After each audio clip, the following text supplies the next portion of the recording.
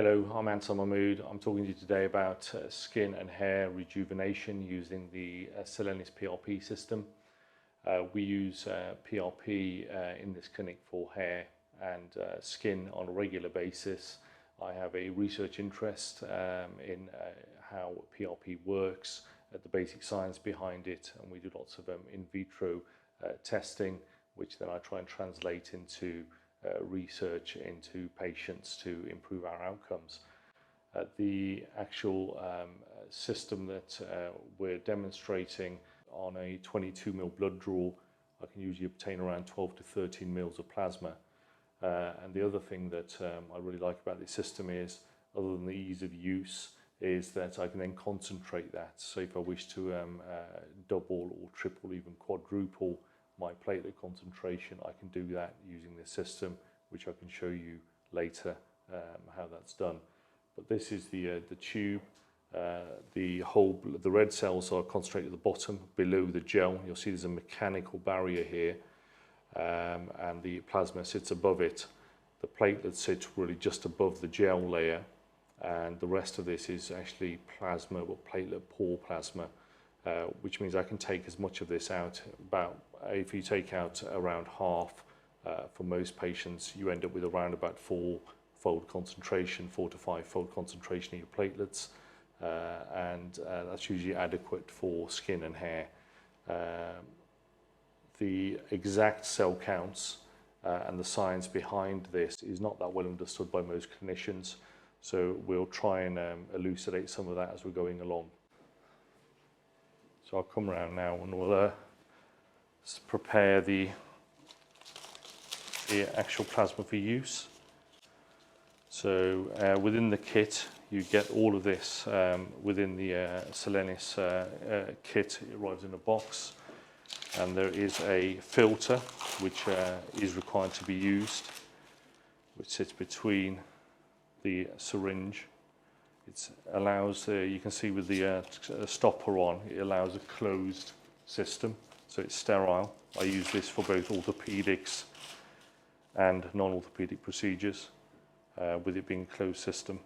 There's vacuum within the tube, and so sometimes to make drawing out easier, you can use a filter needle, which again maintains a closed system but removes the air. If you just pop that into there, just into the air, it gets rid of the vacuum. I will then use this needle to extract the plasma that I don't wish to use. And you can potentially use all of this plasma for skin indications, because at baseline, if we were to use all of this plasma and resuspend it, you would probably still have around about 2-fold to 2.5-fold concentration, which for most skin conditions, in my view, is probably adequate. I'm extracting approximately 5 mils there. I'll leave the needle and the disc filter attached, and then what we must do is resuspend this, because as I mentioned before, the platelets are sat on top of the gel, and so the resuspension step is crucial to mix your platelets together.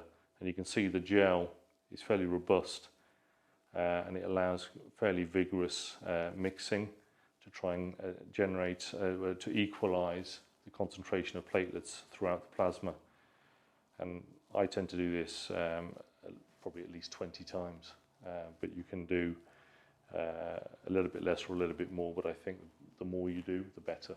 I think you get more equalization of your platelet concentration, and you really want to mop up all of those platelets sitting on the gel and around the bottom of the glass of the tube, which is where we know from research and studies and the manufacturer's guidelines where the platelets are sitting. So once I think I've got the vast majority of them, which we know usually after around 15 to 20, I've done a fair bit more than that, of these washing or rinsing sort of steps, we've resuspended the platelets into the plasma, and you can sometimes note that there is a slight change in the density and the cloudiness of the plasma itself, which probably means it's a little bit more cellular.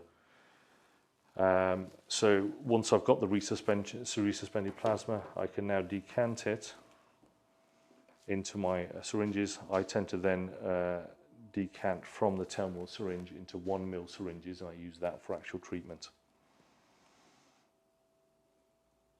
And now it's probably a little bit easier to just withdraw your needle back and do it in a retrograde fashion so you can catch all of your plasma without the danger of penetrating the gel if you do it in this fashion. I'll be using this 1 ml Luer lock syringe, and it is important to have a Luer lock rather than a Luer slip, because extrusion force for the technique that we use, which is very superficial and intradermal, do generate quite a lot of force, and it will separate the needle from the syringe, so Luer lock is important. I use this Luer to Luer connector to make it easier to draw the plasma into my 1 ml syringe, and I can transfer that straight across. There we go, so there's 1 ml in there for injecting, and I'll leave that there. And I'm using a 33G, so a very fine needle, because the actual extrusion force of PRP is very low. This is anticoagulated. The anticoagulant within the tube allows you up to a few hours, actually. You can sit there and you can still use it without it thickening or changing in its extrusion force. The properties remain unchanged. The actual anticoagulant in the system is pH neutral, so it's not stingy when it goes in, whereas in others where it can be an acidic anticoagulant, there's more discomfort when you inject it into the dermis. That's a very fine needle. It's also a very short needle, which I prefer for the technique I'm going to be employing. I'll show you that in a moment. So we'll just prepare the patient now. So we'll start with face, and we've already had a local anesthetic cream applied to the skin for the last half an hour. I recommend half an hour to 45 minutes for the best effect. So we just prepare the skin now, do antiseptic preparation, and then go on to do the injection. Sam's had this treatment before, so she knows what to expect. Obviously take your normal informed consent for patients, but overall this is, compared to many other aesthetic procedures, it's actually a very safe procedure with minimal downtime and minimal side effects. Especially with the technique we'll be showing you that we employ. The other beauty of PRP treatment is that actually the substance itself, the plasma, has antibacterial properties, and that's been proven. It resists biofilm. The technique we use is very superficial for injecting. What I try to do is aim for as superficial as you can. So you're aiming for above the epidermal dermal junction, which in some areas, particularly around the eye, can mean much less than 1 millimeter of depth, which can be quite challenging. In other areas where you've got thicker skin, lower down in the face or the forehead or around the nose, that can be a little bit easier. I can show you a picture of the relative thickness of skin to the bevel of the needle, which we can demonstrate to you the difference. But it can be quite a challenging technique. But to me, if you want the best results for freshness and improvement of pigmentation issues in particular, which is one of the commonest reasons people come to see you, then you've got to aim for that layer. Otherwise, you will miss some of the melanin-producing cells, and you don't get the best results. So just starting. So the technique, you've got some sharp scratch coming. You've got to have a short working length. So injection in, and you raise a nice little bleb, which hopefully you can see there. And it generates quite a lot of resistance. I'm so superficial. I'm not actually getting very much in there, and I'm working that.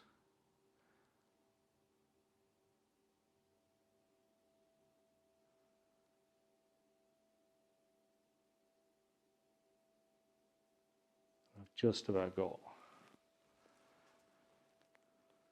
0.1 of a mil, and you can see that nice white bleb, and I can feel it, it's nice and firm. And you do that in steps, so that will give you, that's going to diffuse over about a centimetre and a half. So your next injection site, depending on the area you want to treat, is going to be about a centimetre and a half away. Some people prefer to draw grids. I just tend to carry on with this now with the eye of experience, I suppose. I don't do grids any longer, but I did start off with that.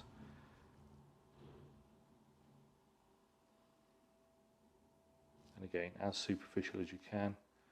You can sort of see the placement of the needle. You should feel quite a lot of resistance to your injection. If it's going in very easily, you're probably too deep. And again, quite a lot of resistance there. And you keep working until you get approximately 0.1 per bleb. So you can work out roughly that if you've got 6 or 7 mils of plasma, you're going to get approximately 60 or 70 injection sites. For hair preparation, it can be a little bit more challenging, obviously, particularly with ladies with long hair. So you can use a chlorhexidine-based shampoo the day before, which is something. Sometimes I recommend that. You don't tend to treat on the day you see a patient, so you can usually get them go away and they can do that. But then you can use a combination of chlorhexidine on the day, along with witch hazel, which I use to wet the hair, and it allows you to, once your hair is wet, you can separate out a target area and then move along. Again, the grid-like pattern continues, so you're placing about a centimetre and a half apart the injections. There's some controversy around depth of injection. I know traditionally dermatologists and trichologists aim for the hair follicle. The hair follicle normally sits around about 2.5, 3 millimeters depth, possibly down to about 4 millimeter depth. So in the dermis, my view is that actually, again, you should be aiming superficially.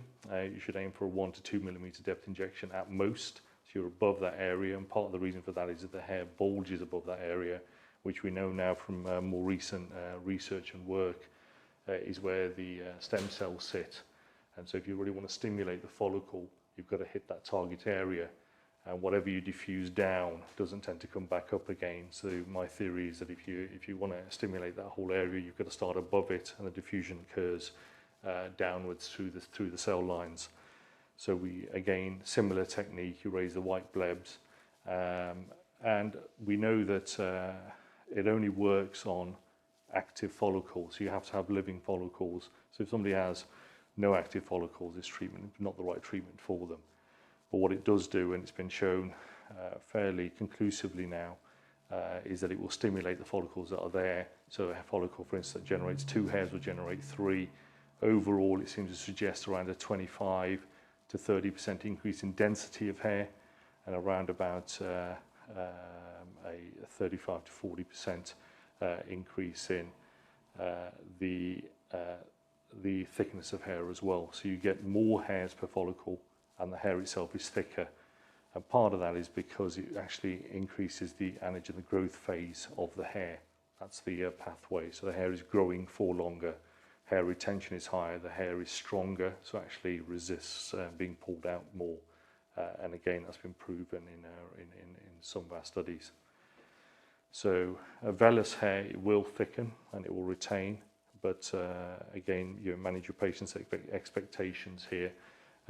It's what I tend to do is I describe this treatment as hair resuscitation rather than restoration or rejuvenation. It's improving what's already there. So we'll start just here on the hairline for Sam, and again get a good anchor point, superficial, about 1 to 2 millimeters in, and I'm raising a bleb. Again, quite a lot of resistance. Same volume, about 0.1 per bleb.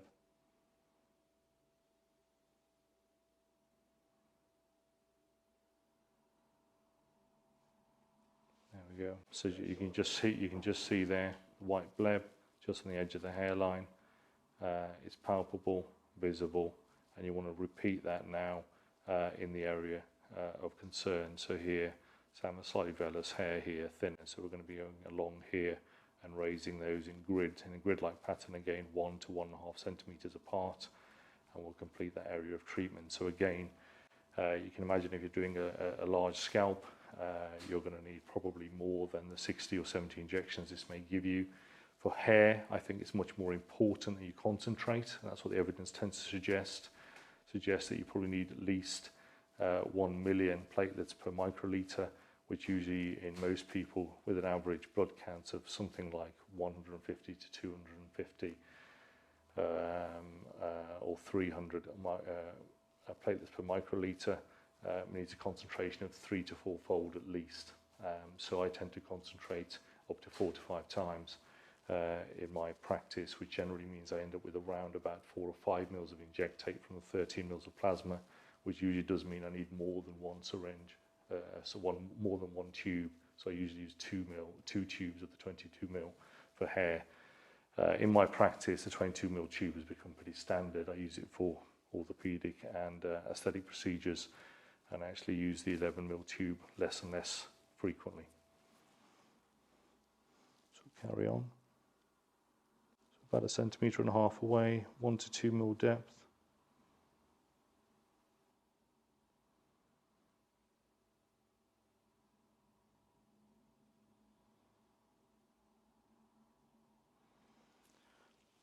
We are in the process of designing some research studies looking at our technique in collaboration with the British Association of Hair Restoration Surgeons, who are willing to collaborate with our work on this area.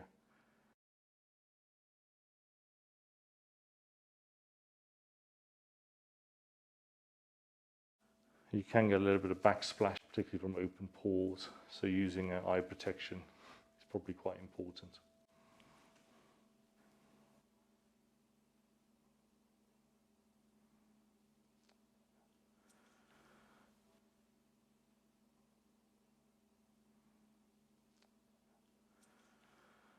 So I've demonstrated to you the technique which I go through in some of the courses I run in a little bit more detail with the anatomy, but in essence aiming very superficially. Epidermal dermal junction I think is absolutely key to getting a result. One of the things I found when I was training people who had been trained in other centres was they were losing faith with PRP because their results were so variable.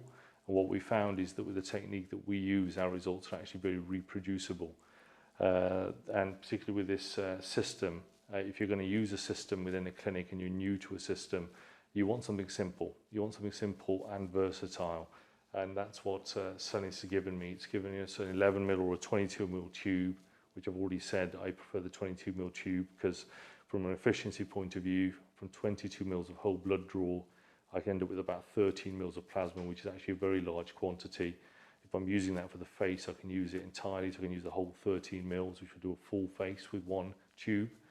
If I want to use it for hair, I can concentrate that, and I can concentrate that if I really want to up to around 10-fold, because I can just have 1.5 mil of injectate for a problem area and remove all of the platelet pool plasma, because as I said earlier, when we mix this, the vast majority of the platelets are sat right on top of the gel in the bottom, half a centimetre or so of the tube.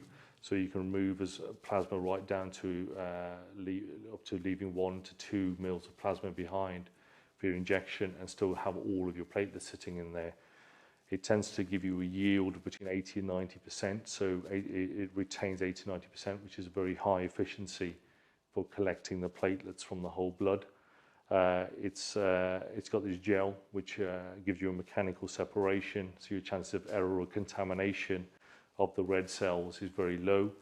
It gets rid of, this is a leukocyte pore plasma, because it gets rid of 90% plus of your catabolic granulocytes, which can generate inflammation.